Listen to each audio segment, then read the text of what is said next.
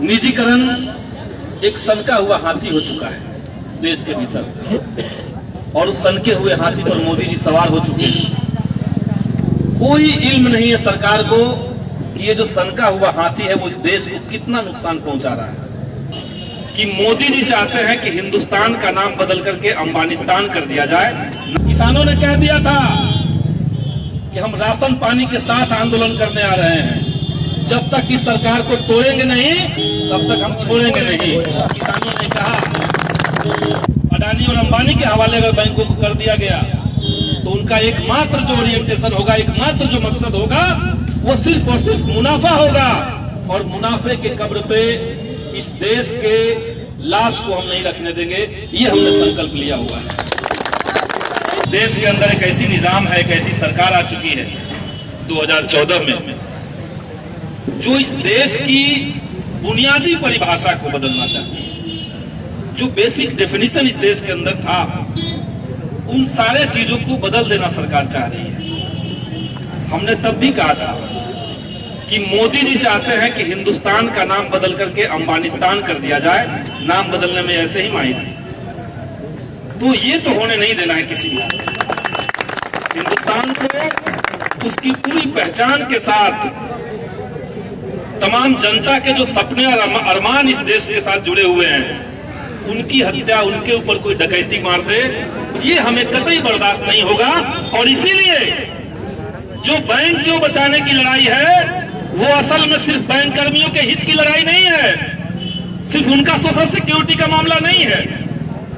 मामला है इस समूचे देश की जनता को बचाने का मामला है, और इसलिए बैंक बचाओ के नारे के साथ देश बचाओ नारा अपने आप जुड़ा हुआ है। इनकलाब जिंदाबाद, जिंदाबाद जिंदाबाद, इनकलाब जिंदाबाद, जिंदाबाद जिंदाबाद। इसको विडंबना नहीं कहेंगे तो और क्या कहेंगे कि जो कॉर्पोरेट बैंकों से लोन लेता है उसको एनपी और बैड लोन के रूप में गबन कर जा रहा है।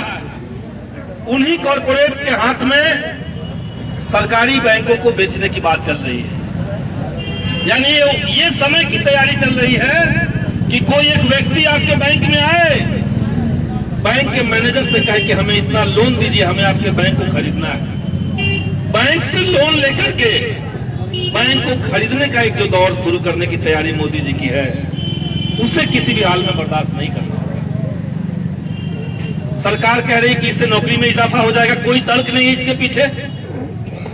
सरकार के अनुसार 41,000 पद खाली हैं, जो कि फर्जी है। अगर ढंग से देखा जाए तो पूरे देश के अंदर जो बैंकों के अंदर खाली पद हैं, उसका पैमाना अगर दुरुस्त कर लिया जाए तो आप समझिए कि 3.5 लाख 4 लाख से कम पद खाली नहीं होंगे बैंक के अंदर। इतने कर्मचारियों के कमी के बावजूद दिल्ली में मोदी जी बैठ करके ढिढोरा पीट देते हैं कोई योजना का। कर्मचारियों की कमी के बावजूद उन तमाम योजनाओं को अपने कंधे पर लेकर के बैंक कर्मी जो है वो आगे बढ़ा रहे हैं। उनके पास स्टाफ नहीं है।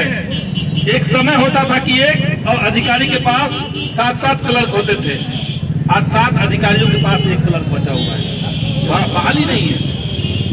इसके बावजूद सरकार के तमाम योजनाओं को इन बैंकों ने आगे बढ़ाया, और इसलिए जब बैंकों का निजीकरण हो जाएगा तो आप समझ लीजिए जो बैंक कर्मी है वो तो समझ रहे हैं, लेकिन आम जनता जो यहाँ सुन रहे हैं उनको मैं कहना चाहता हूँ, अगर बैंक प्राइवेट हो गए तो गरीबों का कोई खाता बैंक में खुलना नहीं शुरू होगा, खाता बंद हो जाएगा।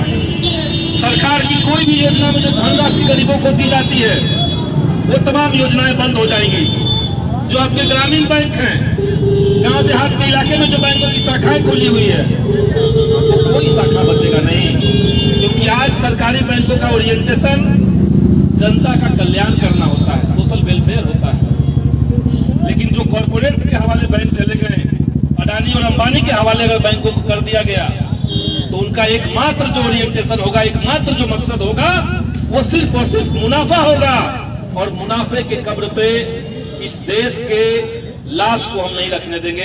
ये हमने संकल्प लिया हुआ है। इसीलिए आप तमाम लोग बधाई के पात्र हैं।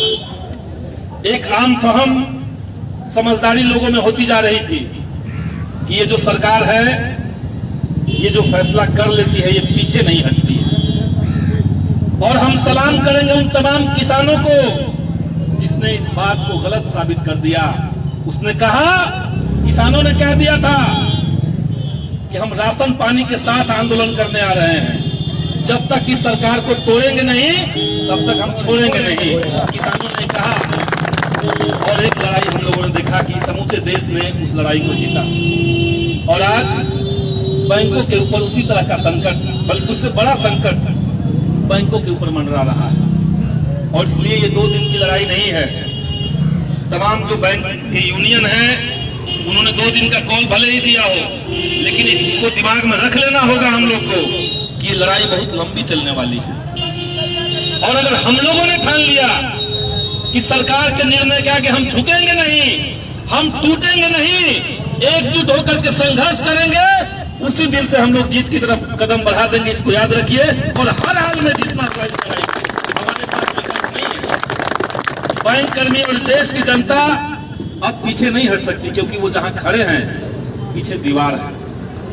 अब पीछे हटने की बारी सिर्फ सरकार की है, उनको पीछे हटना होगा। निजीकरण एक सनका हुआ हाथी हो चुका है देश के भीतर, और उस सनके हुए हाथी पर मोदी जी सवार हो चुके हैं। कोई इल्म नहीं है सरकार को कि ये जो सनका हुआ हाथी है वो इस देश को कितना नुकसान पहुंचा रहा है। नई शिक्षा नीति ला करके उसी सनके हुए हाथी ने तमाम जो छोटे छोटे स्कूल गांव देहात के अंदर थे उनको बंद करने का फरमान दे दिया है। कॉलेजों को प्राइवेट यूनिवर्सिटी की तरफ पुश करने की तैयारी कर दी गई है। जितने सारे प्राइवेट सेक्टर, पब्लिक सेक्टर के संस्थान थे, उन तमाम संस्थानों को निजीकरण के हवाले किया जा रहा है। जिस समय मोदी जी ये घोषणा कर रहे थे कि कसम मुझे इस मिट्टी की, मैं देश नहीं झुकने दूंगा, मैं देश नहीं बिकने दूंगा, उसी सप्ताह में मोदी सरकार ने 37 सरकारी क्षेत्रों को प्राइवेट के हवाले किया था। शर्म आनी चाहिए ऐसी सरकार को। ये जिस लाल किला पर बैठ करके देश को संबोधित करते हैं 15 अगस्त के दिन, उस लाल किला तक कोई लोगों ने नहीं छोड़ा है। और इसलिए मैं कहता हूं कि जो निजीकरण ये एक सनका हुआ हाथी हो चुका है, और इस हाथी को नाथने की अब जरूरत हो चुकी है। कंट्रोल में करना होगा इसे, और इसके लिए एक लंबी लड़ाई की तैयारी देश को करनी होगी। और आने वाले दिनों में हिंदुस्तान के भीतर आजादी की दूसरी लड़ाई होगी, और ये दूसरी लड़ाई निजीकरण के खिलाफ होगी। इसकी तैयारी अभी से शुरू कर दीजिए, यही मैं आपको कहना चाहता हूं। साथियों, इस लड़ाई में आने वाले दिनों में और लोग जुड़े, और इसके लिए हम लोग को चाहिए कि आम जनता को इसमें शामिल करवाया जाए। एक परसेप्शन का दौर चल रहा है। सरकार ऊपर से बैठ करके अपने जो उनके टूल्स हैं, मीडिया है, सोशल मीडिया में पेड लोग उनके पास हैं, वहां से ये भ्रम फैलाया जा रहा है कि जो बैंक कर्मी हैं, जो कुछ दिन भर काम नहीं करते हैं, अपने लिए सिर्फ लड़ रहे हैं। इसलिए जनता को ये सच बताना जरूरी है कि बैंक कर्मी भले ही लड़ रहे हैं, लेकिन ये लड़ाई बैंक कर्मियों के लिए नहीं है, ये पूरे देश के गरीब जनता की लड़ाई है और देश को बचाने की लड़ाई है। इसलिए बड़े पैमाने पर आंदोलन के साथ साथ हमें जागरूकता अभियान की तरफ भी बढ़ना चाहिए, ये मैं कहना चाहता हूं। आप तमाम साथी इस संघर्ष को लड़े, मजबूती के साथ संघर्ष करें। मैं संदीप सौरभ पालीगंज का विधायक हूं, मैं आप लोग के साथ खड़ा हूं।